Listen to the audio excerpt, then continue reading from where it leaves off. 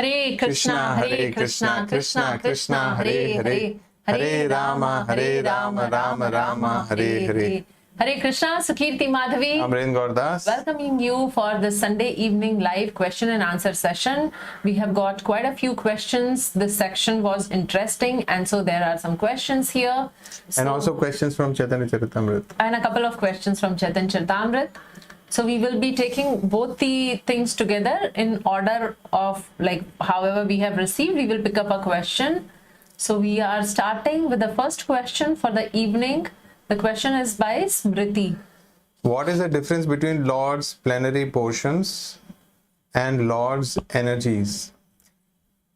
So to put it very simply, Smriti, Lord's plenary portions means they are all Supreme Lords. So he may have many expansions, but they are all Supreme Lord. So this may be a little difficult for us to understand, because in our experience, there is a person remains only one. I mean, he cannot expand into multiple people, but God can do that.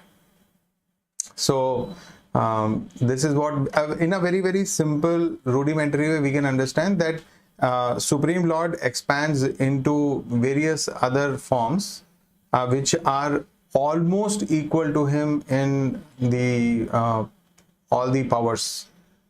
So they are all Supreme Lords. Like we have Balaram ji, or we have the Vasudev expansion, or Anirudh, Pradyumna. These personalities appeared in Dwarka. So these are in Mathura. So these are the Lord's plenary portions. So they are all the Supreme Lords, and so they are the energetic, like the powerhouse, and the powerhouse has energy. So similarly, the energetic has an energy, so that is called energy. So there are different kinds of energies. Krishna explains in Bhagavad Gita. So this material world is also a type of energy of the Supreme Lord. We living entities are also a type of energy of the Supreme Lord. And then he has spiritual energies, and in spiritual energies he has the manifestation of pleasure energy, and that is Srimati Radharani. So there are different kinds of energies of the Supreme Lord. Next question is by Akash. My doubt is from the previous question of the previous session. May I know what is free from mysticism?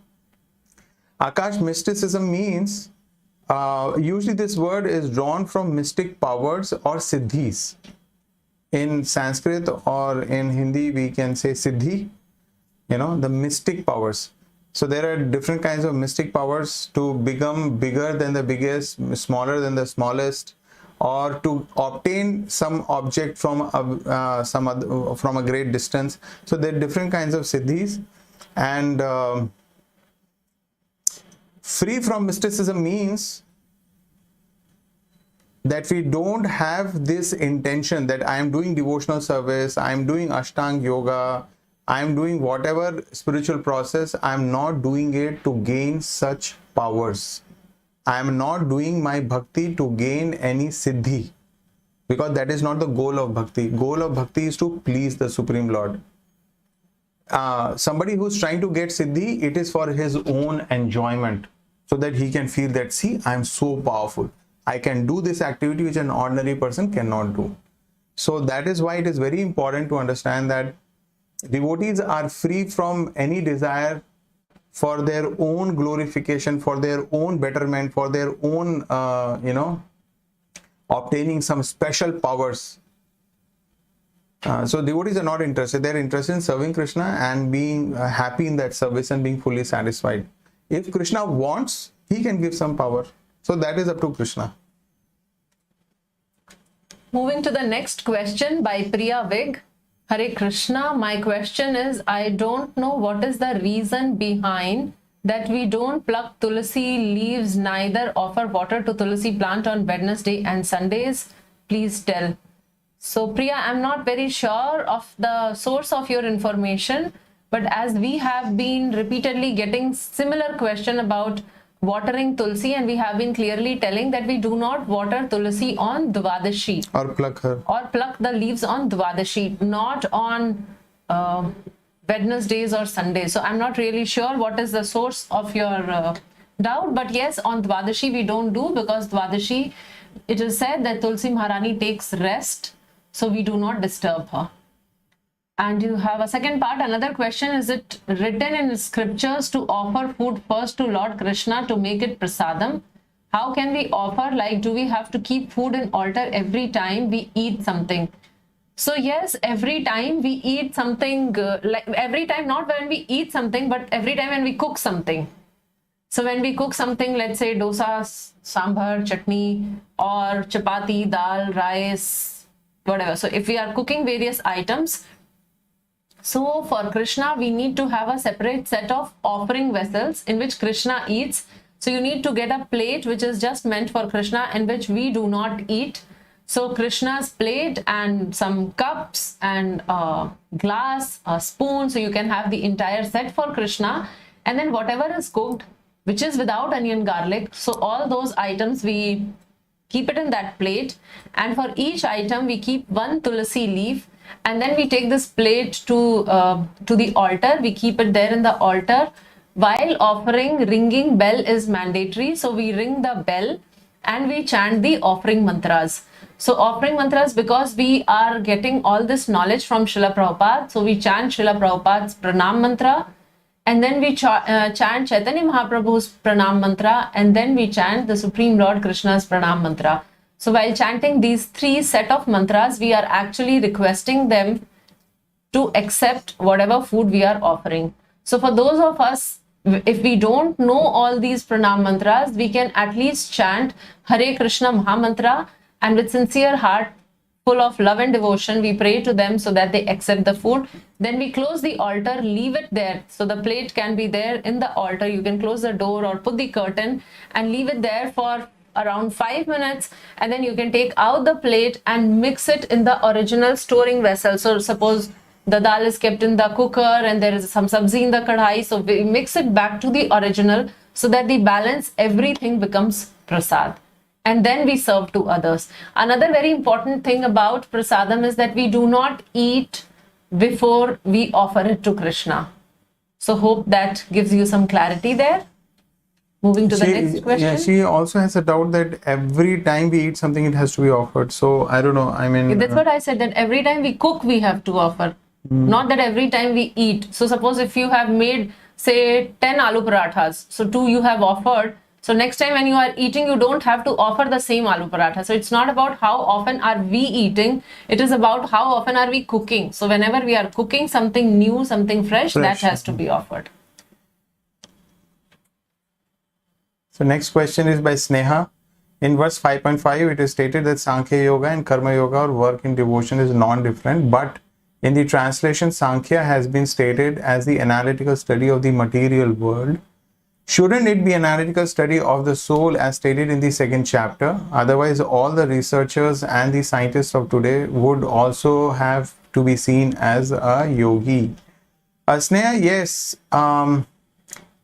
Analytical study of the material world includes the study of soul. So the Sankhya Yogi, or the analytical student who is studying, he will analyze the different elements that are composed, that are there in the material world. He will study the material world, the material body. He will try to understand that what is beyond this material body, the spirit soul, and he will also try to understand that what is behind the whole creation, whose hand is it. So if you notice, that's where the difference comes between the regular scientist, because usually there is a lot of atheism in science. They refuse to accept any form or higher consciousness in creation, right? So, or beyond creation. So there is some amount of atheism in science. So of course they cannot be considered as yogi, because these jnanis or or Sankhya yogis or the analytical students, they don't try to analyze the material world the way scientists do. They do this by study of scriptures. So they already have faith in the Vedas.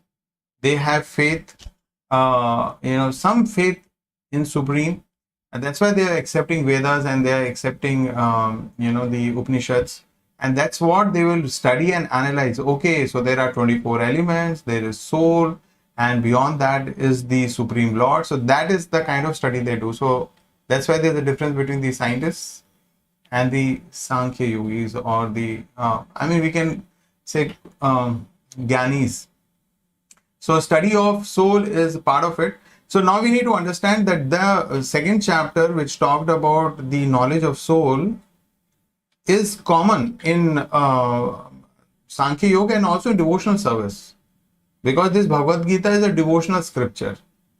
It's a bhakti scripture. So Krishna is explaining the soul here, so that bhakti is not emotion. There also is knowledge is there. Krishna is giving devotional knowledge here. So knowledge of soul is included. That is why.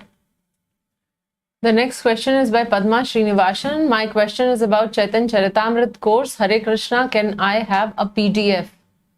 Ma'am, you are requesting for the PDF of Chaitanya Charitamrita, so that you can find on the website vedabase.io. So when you go to vedabase.io, there is a section library. Click on the library, and then there is this Chaitanya Charitamrita. So you click it, and the entire Chaitanya Charitamrita is available online for your reference. Yeah, not as a PDF. Not as a PDF, yeah, but the whole thing is available online. But if you're looking for class notes, they are available at studygita.com. Next, we see that Vijay Shri P. Naidu, she has just mentioned her phone number, so there is no question. So, ma'am, I think you did not type the the question, so maybe you need to fill that form again and send us your question. And then we see Vijay Narayan, and she has mentioned in the question attendance. So for attendance, there is another link, Vijay Narayanan. This is not the link for attendance. This is for Q&A. Next, we see the question from Prema Bhaskaran. Hare Krishna, myself and my son Hari Bhaskaran did not receive the quiz for chapter 4. We sent an email regarding this last week. Please forward the quiz to our registered websites. Ma'am, actually, if you have registered on the website, then the quiz has already been uploaded, and many participants have already participated in the quiz. They have completed the quiz. So what you need to do is go to studygita.com, log in that website with your registered email ID, and then go to my courses. There you will find the quiz has already been uploaded. Moving to the next question. Premvada Radha Priya Devidasi. So Mataji, you have asked so many, you have asked about explanation of Prabhupada's analogies, which he has used in second chapter. So, what do we do? Actually, most of these analogies we have already covered when we were going through that specific verse. So if you have if you have heard our Gita Mastery course for chapter 2. Chapter 2 we covered in 6 sessions, out of which 5 sessions were the questions, were the texts. So in that we have already actually covered all these analogies. So maybe, I don't know, we just take, in detail it may not be possible to discuss here during the Q&A. We want to take it very succinctly. So if you look at the first analogy, absolute truth in relation to sun surface and sun plane, I think there is a correction there. So what is explained is that we have sun rays, and so if you're sitting in the room, we can experience that sun is there or sun is not there. So sun is there, yes, we can see the sunlight. So sunlight is there, and sunlight is coming from sun. So if you go to the terrace, we'll see a round, very bright object in the sky. So that is the sun disk or the sun surface. So that sun disk we can see. And of course, if we were to travel in an appropriate form to the sun, then we can experience the actual surface of the sun and what's happening there.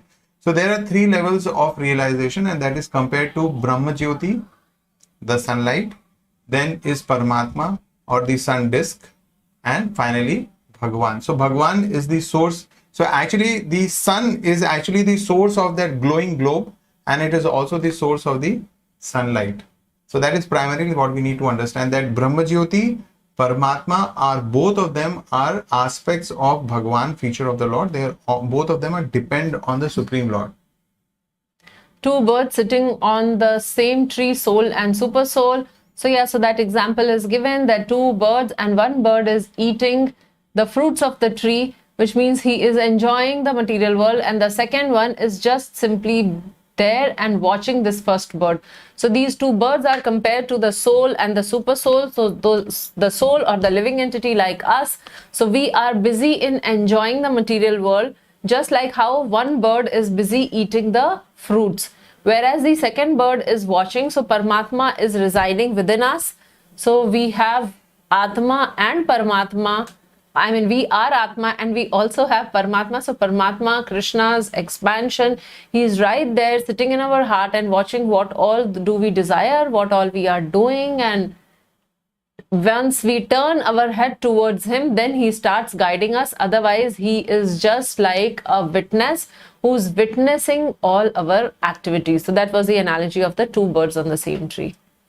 And then we have analogy of the medicine in the body. Of course, we take a small medicine and then the effect is spread all over the body. Similarly, there is a small spirit particle which resides in the region of the heart, and it is the influence of that small spirit particle can be experienced as consciousness which is spread all over the body. If you see any part of the body, there is some sensitivity and there is an experience of consciousness.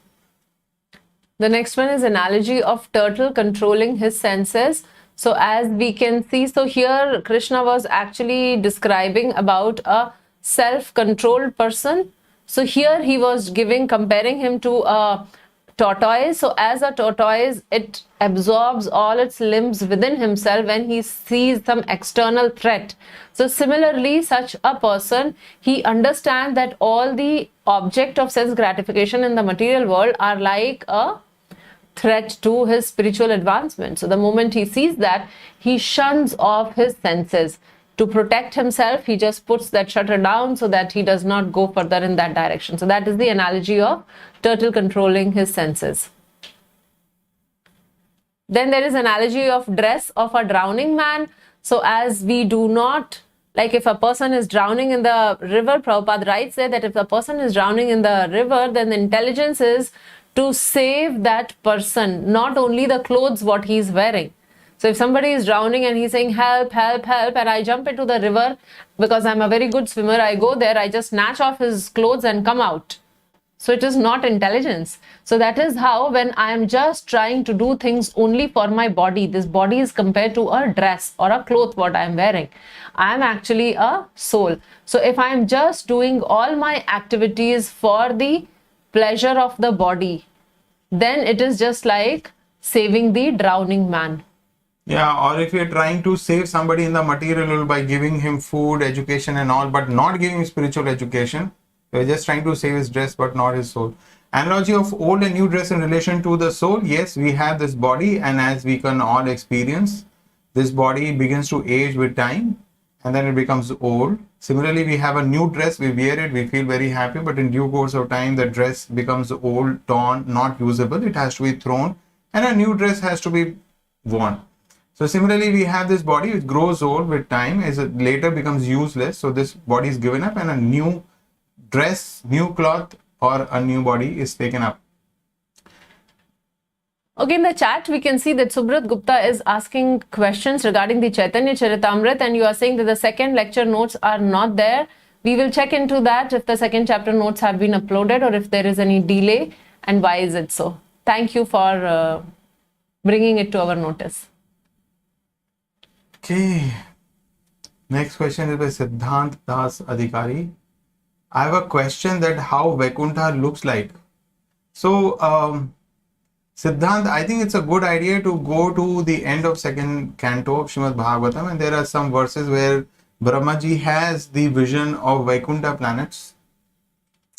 So you can see that, and then later also in third canto when the four Kumaras reach the Vaikuntha planet, then again there's a beautiful description of Vaikuntha planet. So I will suggest that you look into those sections of Srimad Bhagavatam and read for yourself how amazing Vaikuntha is. Vaikuntha planet is made up of spiritual elements. It does not have matter. Everything is conscious there, and it is exceptionally beautiful. And it is remarkable because of absence of miseries. There is no birth, no death, no old age, and no disease. As it is the home, I'm reading your question. As it is the home of Lord Krishna, I want to know how it looks and what I can find there that I can't find here. Yeah, you cannot find Chintamani stones. There are Chintamani stones, which means desire fulfilling stones are there. Kalpa The Vriksha. Kalpa Vrikshas are there. Whatever you desire, the trees themselves will give you whatever you want. You have Kamdhenu cows, which give you whatever you want. So all the desire fulfilling trees, plants, cows, and stones are there. And there is unparalleled opulence. You know, for example, people visit in Mysore. There is this palace where many people visit. Some people visit some other palace in Hyderabad. Some visit Buckingham Palace, and many people want to see what is inside the Mukesh Ambani's house in Bombay. So because we are looking for some opulence, but this opulence is nothing compared to the opulence in the heavenly planets. And opulence of the heavenly planets is nothing compared to the opulence in the spiritual world. So all these descriptions are there, very nice descriptions there in Srimad Bhagavatam. And if you want to read more about Krishna's home, that is Vrindavan, then you have to read 10th canto, and you'll find some description there. Your question continues, will I also find computers? They are not required. Phones, it's already a nuisance. I don't know why would one want to carry We phones have to parrots this. there. Yeah. We have parrots to communicate with Chakshana and other parrots, and they keep flying. They keep flying in Vrindavan, and they keep reporting things which are happening in various parts of Vrindavan. You're asking about cars. How do people get transported from one place to another? Well, they have their personal aircrafts in the spiritual world. In fact, they do so even in heavenly planets. There are how many millions of, there's a description of how many millions of aircrafts are there in heavenly planets. So what to talk about spiritual world? Spiritual world is beyond material universe. So all the personalities, they have their own planet, their own aircrafts, and those aircrafts are not locked up. It's not those closed windows, small windows, and you just can see, cannot speak. But somehow the planes are open type. The people from the aircraft can speak, and you can hear what they're saying. So that's the kind of description is there. As it is the kingdom of God, it must have many advanced technologies. The most advanced technology is that everything is alive. Here, so many things are inanimate. The chairs that we are sitting is made up of dead matter. The walls are of dead matter. But there, everything is alive, everything is conscious, and everything is aligned with the will of God. So that is the amazing thing there. Next question is by Priya Vig. Hare Krishna Prabhuji and Mataji, as per Vaishnav calendar, whenever there is an appearance day like Sri Advait Acharya and Sri Nityananda Trayodashi, we are advised to keep fast till noon. After that, we can have in food like to keep it as Ekadashi Vrat. And upcoming Sri Chaitanya Mahaprabhu appearance day, fasting till moonrise. What can we have during that time? Please tell. So, Priya, it is nice to see that you are trying to follow all the fastings which are recommended in Vaishnav calendar. So there are two fastings. One is Gaur Purnima or appearance day of Lord Chaitanya Mahaprabhu, and second is Janmashtami or appearance day of Supreme Lord Krishna. So these 2 days are the ones when we break our fast but with Ekadashi things. So like in Gaur Purnima, you are asking Chaitanya Mahaprabhu's appearance day. So we fast till moonrise, and after that we observe the Ekadashi Vrata. And similarly, we do for Janmashtami when we break our fast at midnight, 12 o'clock, and then we observe Ekadashi Vrata after that. But for all the other half day or 12 noon fasting days like Advaita Acharya appearance day, Nityananda Trayodashi. We'll be having Balram Purnima, Radha Ashtami. So there are so many such events where we observe fast till midday and then we can have the regular food. So regular grain prasadam. So what generally devotees do is on these special occasions, we try to cook something nice, something a little extra from our routine thing, and then we offer it to Krishna and then we accept the prasadam. So on those half-day fastings, can they take Ekadashi prasadam? No, she's asking after that what do I eat? Oh. So after that they can take grain prasadam. So hope it is clear.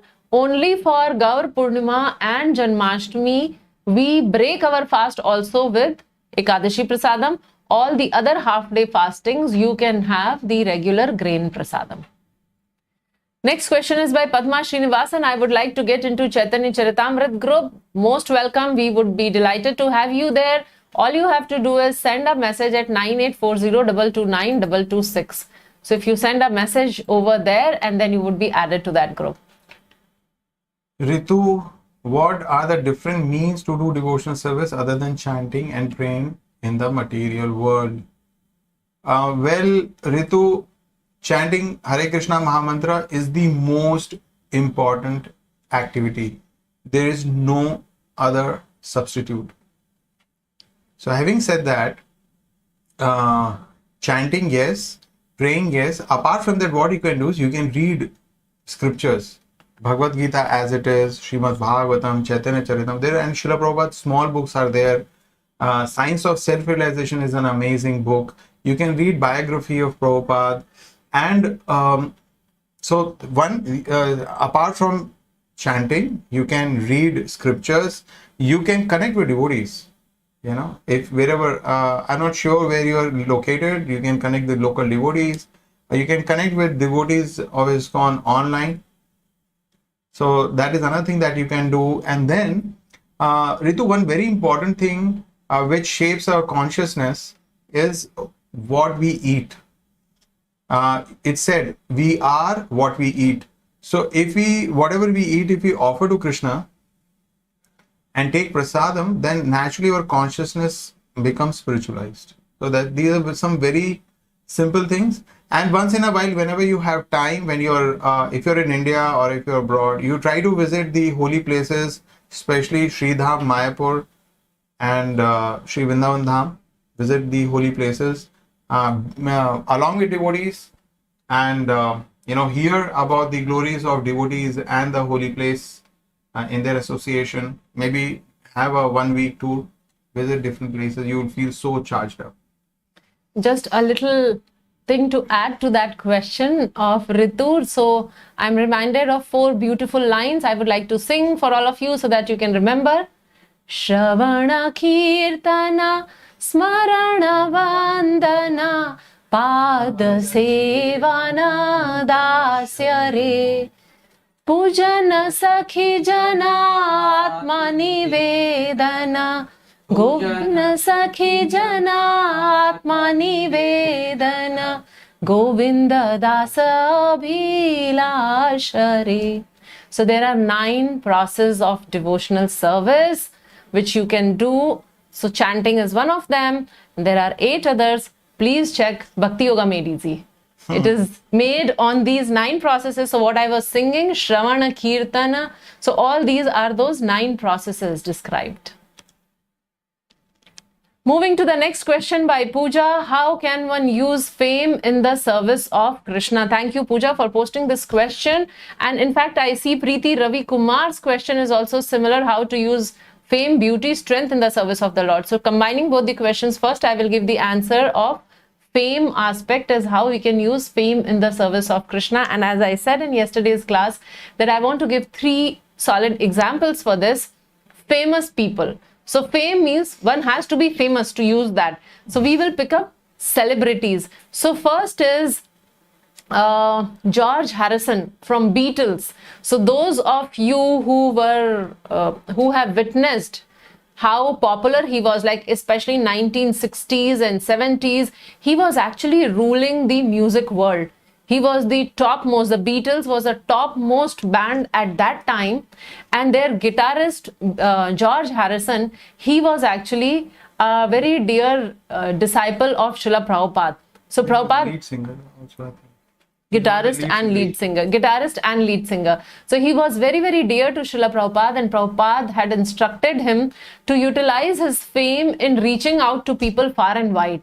And that is the time when he composed various songs. One of those songs was My Sweet Lord. So these songs were for months together. They were at the top rating of these Charts. These music charts. They were number one and they were being heard across the world. Yeah. There were millions of people listening to those songs. They were chart buster tracks which he had cut. And there were so many people across the world, they heard Hare Krishna. And they were all actually glorifying. Yeah, he was singing Hare Krishna in those songs, and he was dedicating all those sweet songs to his sweet Lord Krishna. He calls it My Sweet Lord. Or later we had Boy George. He also had a similar song. So, one, George Harrison. Second is, like in our current time, Hema Malini is one such person, the dream girl of Indian cine industry. She's popular here in South India as well as in the Bollywood. And she is again a very wonderful supporter of ISKCON, and she has been helping out with all her ways and means. In fact, there was a few years back, actually we have a temple in Russia also. And there was a lot of opposition going on there. And then Hema Malini gave a very specific interview speaking for ISKCON and how like they are so wonderful and they should be allowed. So Hema Malini is another such person which comes to my mind. Third is our dear Prime Minister, Mr. Modi. So I don't know if like somebody who is like that, a political person basically, a politician talking so vehemently about Bhagavad Gita. I mean, he has been gifting Bhagavad Gita to whoever he meets, and he says the world leaders, and he says that I do not have anything more important or more valuable than Bhagavad Gita to gift, and the whole world does not have anything more valuable than Bhagavad Gita to receive as a gift. So that is how he is utilizing his influences, and he is a great influencer. So all these people are great influencer. So they are using their fame in the service of the Supreme Lord. And by the way, next Sunday, there is a launch of a space craft by ISRO from Sriharikota, which is very close to Chennai. And whenever they launch the rockets from there, it is visible from Chennai. And we are planning to go not to Sriharikota, but to a nearby bridge or near our house. And we will actually record that launch. And why is that launch important? Because they're sending a Bhagavad Gita to space. So that I found very intriguing, interesting. I don't know for what purpose they're sending, but at least, it becomes known. Okay, Bhagavad Gita, a very famous holy scripture, so some amount of fame is coming to, trying to serve Bhagavad Gita. So like that, Pooja, we can see that how we can utilize our fame. So fame, okay, so we gave example of huge celebrities, but then there are certain influencers who have influence on a smaller section of people. Like for example, if you are a teacher who's very popular, so a popular teacher, I mean, yes, we had, I'm sure all of us remember that there are some teachers whom we would try to rag, and then there were some teachers whom we were very fond of, very, very popular teachers. So if you are one of those popular teachers, then whatever you say, your students would just follow it. So you have to use that fame which you are gifted with in the service of the Lord. So that is how, depending on where you are situated and how famous you are or how strong you are. Now, the next question is also being asked about the strength. So again, like as I was giving the example of Prime Minister Mr. Modi, so again, he is in a very strong position, right? So he is utilizing his strength also. So that is how we can utilize all these various opulences in the service of the Supreme Lord. Yeah, or even if we were to take that as physical strength, because Krishna is considered unlimitedly strong, I lifted Govardhan hill. So, I mean, I've seen devotees because last year we could not conduct Rath Yatra. So every year we have Rath Yatra festival, and it's a massive wooden Rath, and it requires many able-bodied devotees to actually maneuver it. It is parked somewhere in a studio, just on the outskirts of Chennai, and it has to be towed in the middle of the night all the way to center of Chennai. So, there's a group of team of devotees, all, strong, Well-built, well-built yeah. devotees, and the ones who are using all this to maneuver it, and, so that's how physical strength can be actually used in the service of the Yeah, Lord. even for lifting Lord Jagannath himself, like we Yeah. have in ISKCON Chennai, huge Jagannath deities. So lifting him is not... 6 or 8 devotees are actually required to lift one of those deities. So when Jagannath comes on Rath Yatra, I mean, so many devotees. So somebody who is strong is needed at that time, physically strong. So that's how we utilize various aspects in the service of the Lord. So Preeti is asking the second part. Yeah. Sorry. Also, I live in UK, and in the place where I stay, there is no tulsi leaf available. I'm offering food to Krishna daily, but without tulsi. I just pray to Tulsi Maharani before offering and request Krishna to accept it. How can I offer bhoga without tulsi leaves? Is that fine? Will Krishna accept the bhoga?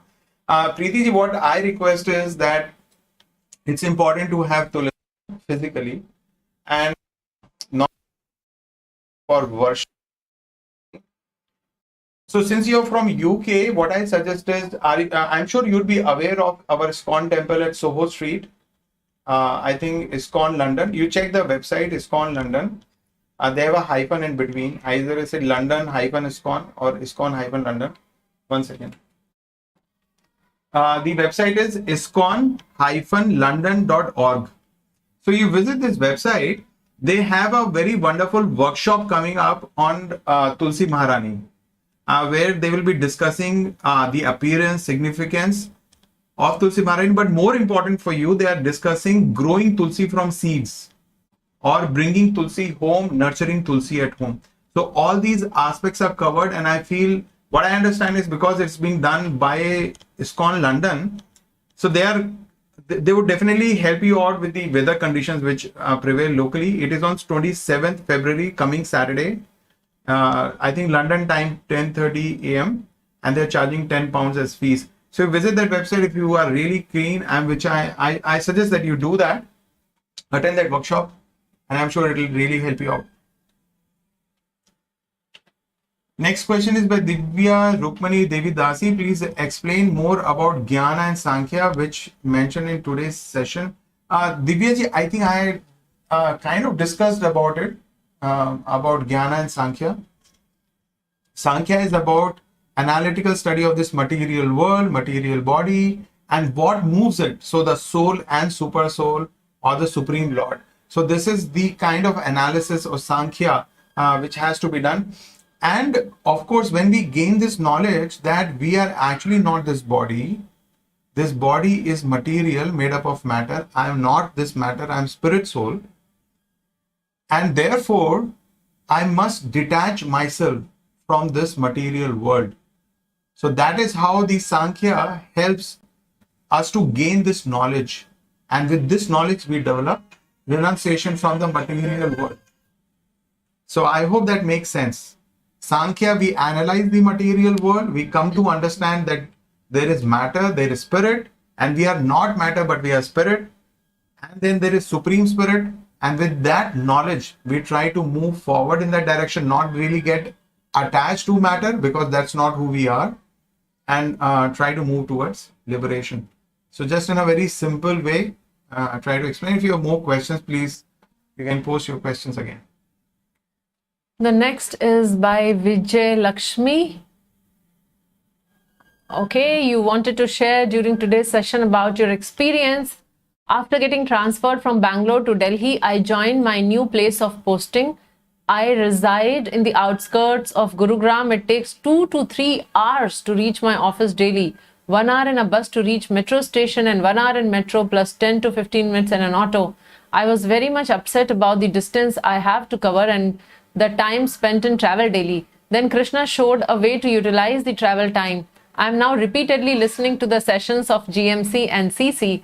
One more thing, every time I finish listening to the session or before I get down from metro, I see at least one ISKCON devotee in the metro, that too right next to me. Another day, I saw a newly married girl carrying a very beautiful Krishna deity in a wooden basket sitting next to me. She told she was taking Thakur to Mathura. Witnessing such scenes was never before. It feels so good and gives me goosebumps, and I get ecstatic after every such experience. Wow, that is quite amazing. So that's wonderful that how you are utilizing your time in Krishna's service. So you talk about utilizing various things. So now you're utilizing your time, because 2 hours, 4 hours a day. And yes, so we are very happy for you, but we also hope that your travel time somehow reduces, somehow you shift to a place which is closer to your workplace so that you don't have to travel so many hours. Okay, next question is also by Vijay Lakshmi. This is a question on Chaitanya Charitamrita session. Though I listened more than once, I want to understand more about the difference between avatar or incarnation and prakash or plenary position. Okay, so there are 6 different aspects of the Supreme Lord which was mentioned in Chaitanya Charitamrita. So one was the avatar or incarnation. So avatar means when Krishna descends. So he descends from the spiritual world and he descends as an incarnation. So there are various incarnations of the Supreme Lord, and these incarnations, they descend for a particular purpose in a particular place. And all these incarnations are also mentioned in the scriptures. So at various time and different places, Krishna descends with a different objective or purpose. So that is the incarnation. And we talk about prakash or plenary position. So prakash or plenary portion is actually the expansion of Krishna directly. So he is the Supreme Lord. So there is the difference. The difference is the incarnation is different in the qualities and the purpose and other things, and the prakash or the plenary portion is actually the Supreme Lord himself directly. It is not any other form. It is the same Supreme Lord. Like for example, when we read this, which one was that? Ras Leela. So when we read Ras Leela, we see that Krishna expands himself. So to the number of gopis present in the Rasa area. So there were innumerable gopis who were dancing, and Krishna expanded in each form so that each of the gopi was actually personally dancing with Krishna. She was not imagining. This was not a hallucination. Krishna actually expanded himself. So this is the plenary portion. This is the Swayam Prakash. The other example could be Krishna married 16,108 wives, and Krishna would live with each of these wives personally. So how is it possible? So that is prakash. So that is prakash, or the plenary portion of Krishna. So that is how avatar is different from prakash. Now prakash is also of 2 types. One is Swayam Prakash and second is Vilas. So the 2 examples what I gave you is of Swayam Prakash, where Krishna himself expand as it is, and there is no difference. Like it is not ki 16,108 form mein only one is original Krishna. So it's not like that. So that is Prakash. And Vilas is when Krishna is expanding, but he is slightly different. So when Krishna got married, as we were discussing in Dwarka, so he had son and the grandson. So Aniruddha, Pradyum, so they are all the expansions of Krishna. So that is the difference between avatar and prakash. Prakash are of 2 types, Swayam Prakash and Vilas. Avatar are of various types, which we would be discussing as we progress in Chaitanya Charitamrita. You would like to add something, Prabhu? Okay. I'd like to add one thing, that we will gradually come to understand this. So Gita has given this explanation, but I don't know, some of you may understand and some of you may feel, oh, oops, a little bit of information overload. So it will gradually come to understand. So that's why we have those class notes. We want you to go back and look at those class notes, because in that class note, very easily you can find out what is what, right? So just spend some time there. And as time goes by, we will get more clarity on this. Yeah, so don't be too hard on yourself. Yeah. So the easiest way to understand this is by understanding the example. Like Sugiti gave very specific examples of Prakash, Swam Prakash, and then give example of Vilas forms. So the words may be very new, but if you know the examples, what Sugiti was quoting, then it becomes easier for you to understand and connect. Okay, I see that Smita has mentioned there on the chat that the Tulasi seeds are available at Amazon UK. So whose question was that?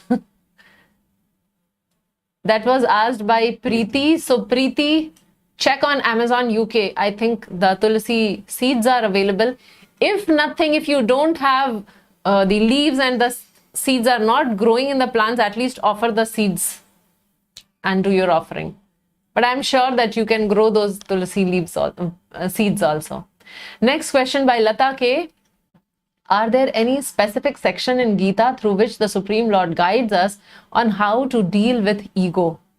Also, kindly help me understand on how to overcome low self-esteem when we think that we are aware of our own limitations, but outsiders consider us to do better. Okay.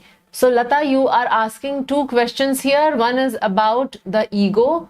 So the whole Bhagavad Gita, the foundation itself is actually attacking this concept of ego.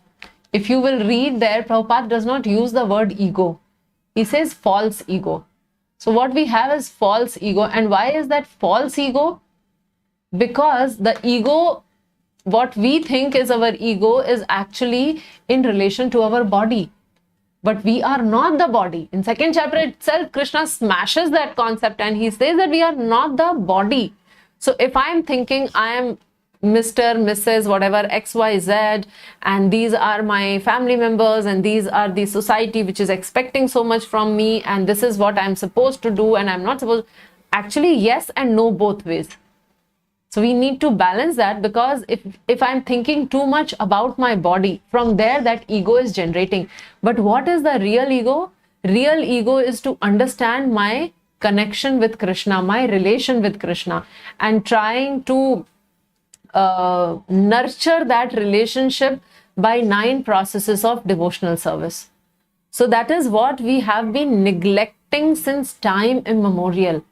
We have not been thinking about that relation, which is actually the most important relationship, which is the only eternal relationship. All the other relationships are temporary. My relationship with Krishna is the only permanent relationship. So when we are talking about ego, so when we understand that I belong to Krishna and Krishna is my master, Krishna is my provider, and Krishna will give me whatever I want, and then I come to a platform where I can actually handle my ego problems. And second, you are asking that help me to understand on how come low self-esteem when we think that we are aware of our limitations. Now you are talking about low self-esteem. So see, for the devotee of the Lord, it is very simple. Good, bad, ugly, whatever I am, everything I am getting much better than what I deserve. Because Krishna is taking care of me and Krishna is blessing me. So I deserve to be worse. But because Krishna is my master, he has provided me the best things. So whatever it is, whatever I have, everything, how do I utilize in the service of the Supreme Lord? So we think from that aspect, and rather than thinking so much about myself, I think how can I serve Krishna? So then we are actually activating that relationship. So low self-esteem, if I am feeling low about myself, which means I am saying that I deserved more. But Krishna is impartial. And Krishna has not given me those things. But what the point here is that I get what I deserve. Or maybe in case of devotees, actually, we get much more than what I deserve. So hope that helps you, Lata. If you have any specific incidents which you would like to discuss, you can send me an email and I can help you out there. So my mail ID is sukirti@studygita.com. If that answer satisfies you, good. If not, if you have any specific events of life which you want to discuss, you can send me an email. Next question is by Kalapati Ramu Sheshadri, and I've gone through your question where you're explaining that how you are trying your best, you're offering the food without onion garlic, you honor it as prasadam, you chant Maha Mantra, and you're trying to inspire your family also to do so. But they somehow are not very keen. So your question is it all right if I continue to follow my bhakti path and not bother if my family members do not want to follow this path? It is perfectly all right. It is perfectly all right. I tell you one thing, as a husband or as a father, it is your responsibility to inspire them to take up the path of Krishna consciousness. Once you've done that, your check mark your boxes, and your responsibility in that regard is complete, because everybody at the end of the day is a living entity who has a free will.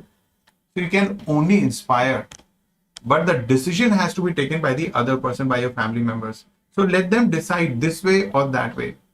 But of course, your behavior towards them can continue to be exemplary, so that you continue to, not just by your speech, but by your actions, you continue to be really inspiring. And you're seeing sometimes owing to external forces like illness, official commitments, family engagements, death of a family member, or other circumstances, we may not be able to do routine offering, puja, bhoga, follow the strict diet and do japa. What my request is, yes, there may be some very, very exceptional situations.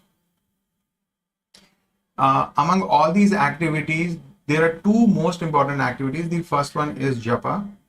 So you try to chant your prescribed number of rounds, fixed number of rounds, whatever you're chanting on that day. In case you're not able to do, you try to complete it on the next day, in addition to the whatever rounds you have to do next day. Second is regarding your diet. So of course we have to eat something to sustain ourselves. So even if you're not able to offer what you, because you're not able to cook or offer, so try to figure out something which is without onion, garlic, and try to maintain. So will the Supreme Lord forgive us if we ask his pardon at the end of the day? Yeah, we need to understand, Sheshatriji, that Krishna is a very loving person. He is not revenge type. He is a very loving person. Right? So all we have to do is we have to do to the best of our ability with all of our sincerity. Krishna loves us. Manjushri, your question, thank you once again. My question is from chapter 5, verse 3. To implement the knowledge of Gita, a person needs to be in a certain space, well settled in life, financial security, good health and wellness, age factor. As per Maslow's hierarchy of needs, only the people on the top of triangle can think of self-realization. That is Maslow's theory. And so what I understand, Manjushri, is that you're trying to compare verse 3 from Maslow's needs hierarchy. So Maslow's need hierarchy means only the needs are fulfilled, one can think about self-realization, but that may not be true. There are so many examples of people, like many of us who were in the under lockdown, we were having financial insecurity. Some of us fell sick. Yeah, there were wellness issues, mental health issues were there. And how many of us who have taken up Krishna conscious, we can say that we are well settled in life. So these are not precursors to bhakti. Even the age factor. We saw that so many kids are attending the program. Yeah. Like Asishri is there, and today I received a mail from Aishwarya. So there are so many kids are children. There. Yes. Yeah. So all age groups. So none of these factors are actually a precursor. So Maslow's theory is there, but it is only a theory. It is not a fact. So that is one thing. So that is why, Manjushri, what is very important is there are so many people who come with their own theories and philosophies. And that is why if you really want to guide your life by eternal principles, the real principles, you read, study, analyze and implement the principles of Bhagavad Gita. Then we will not have such confusions, because later you are asking, again, we have seen even after having all the riches in life, there are so many people out there who have no opportunity or inclination to understand this divine knowledge. Please comment. Of course. So you yourself are identifying a problem with what Maslow is predicting. Yes, people are not interested. So there are people at unsettled people are not interested, well settled people are not interested. You will find people who are unsettled who are interested, and people who are well settled are also interested. So those parameters don't come in way of devotional service or bhakti yoga. Like we have example of a cobbler. There is one famous very pastime of cobbler and Narad Muni, and of a Brahmana. So this Brahmin is also asking Narad Muni, he asked Narad Muni, where are you going? I am going to Vaikuntha. So this Brahmana has asked, please ask the Lord when I will come back. Same question asked by cobbler also. And when he comes back, when he reaches Vaikuntha, Lord says that cobbler will come back in this life itself, or Brahmana will take time. He was very intrigued. Why? How is it? Brahmana is well educated. Cobbler is like, doesn't look like that. So he tells them. So Lord tells Narad Muni, okay. So so they will ask you a question. What is the Lord doing? You tell them he is passing an elephant through the eye of a needle. So when he came back and told the same thing to the Brahmana, Brahmana was laughing off. So Brahmana asked, so Narad Muni, you came back. What did the Lord say? When I'm going back? So Narad Muni told, you will go back after many lifetimes. And then that Brahmana got angry. I don't know whether you've even gone to the Vaikuntha. What was Lord doing there? Oh, he was passing an elephant through an eye of needle. This is just bogus. So like that. So because this Brahmana did not have faith, when the same thing happened with cobbler, cobbler just accepted. He said, yes, when in a banyan tree which has millions of fruits, in those millions of fruit, each fruit has so many seeds. And in each of those seeds, there are again millions of banyan trees will come. Right? So he just gave such an amazing analogy. Narad Muni knew why he is going back in this lifetime.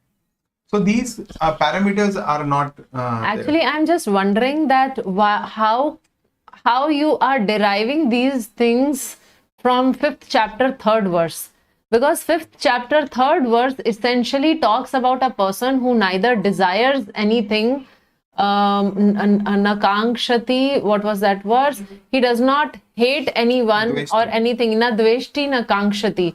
So if he does not hate anyone, if he does not desire anything, what is the correlation? I'm not able to gather. So probably you need to go through the verse and the purport again, because these things are not highlighted there. This is not what this verse talks about. Okay, so Manjushri, you have a request that we share 108 important shlokas with Gita. We'll do it shortly by mid next month. We're planning a video. Okay. So next question is by Manasi. The question is, does tolerance lead to purification?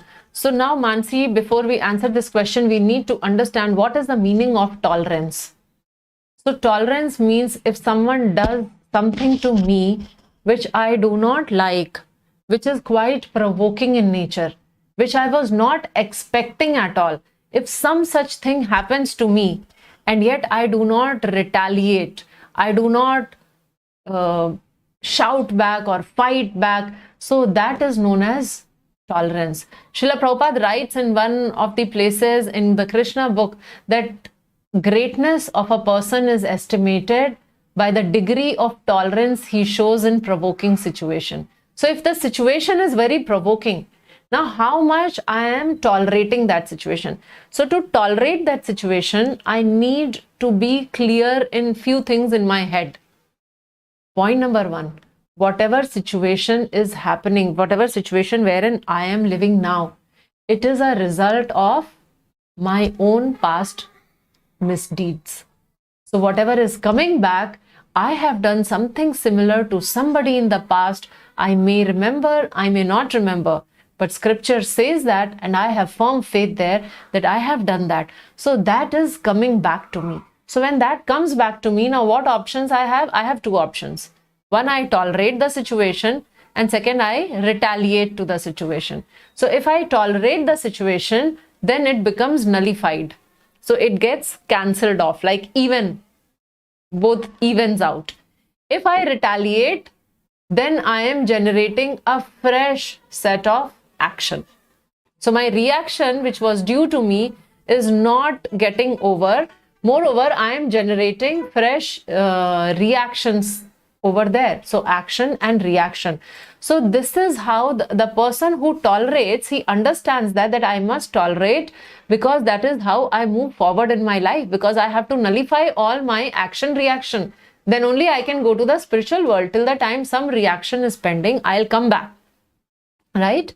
So if I understand that, and then with this proper understanding, if I tolerate that situation, then that brings my purification. That situation purifies me of that sinful reaction which was pending. So I get purified of that negative reaction. So there's a very beautiful verse in Srimad Bhagavatam, 10th canto, 10th chapter, verse number 8, where Lord Brahma is praying actually, and he says, Tatte nukampam susamikshmano bhunjan nivatma kritam vipakam hridvagvapurbir vidadan namaste jive tayo mukti pade sadai bhak. So here it is described, he is saying that, my dear Lord, one who earnestly waits for you to bestow his causeless mercy. He's talking about the person who's actually waiting for Krishna's mercy to flow, while simultaneously, patiently suffering the reactions of his past deeds, whatever he has done. So whatever reaction it is coming, he is simply tolerating that. And in all these situations, he is actually thanking the Supreme Lord. He is expressing his gratitude. He is offering his obeisances to the Supreme Lord. He is not going and complaining that, Krishna, why is this happening to me? He understands that he deserves that, and he accepts it as it is. So there in the verse it says, Jive tayo mukti pade sadai bhak. Such a person, for us, such a person, liberation becomes his rightful claim. So he inherits liberation. Just like a child, the ancestral property, the child inherits that. So similarly, a legitimate son, like a legitimate son, simply remain alive to inherit the ancestral property. So similarly, such a devotee who tolerates all the situation, understanding that this is the result of his past misdeed, and simultaneously he expresses his gratitude to Krishna, such a person is completely qualified for liberation. So hope that answers your question, and it is already 6:02. And we have very nice questions by many of you. Somehow we are not able to take them up today. So we will try to answer So we them. have 2 Q&A sessions. So we will send the answers by email. So thank you all very much. It was a wonderful experience, because when we get such questions and we actively start thinking and meditating on the scriptures to pull out the answer, so it is a very helpful situation for us also, very devotional experience. So thank you all very much. Hare Krishna, Krishna Krishna, Hare Hare, Hare Rama, Rama Rama, Hare Hare. Srila Prabhupada ki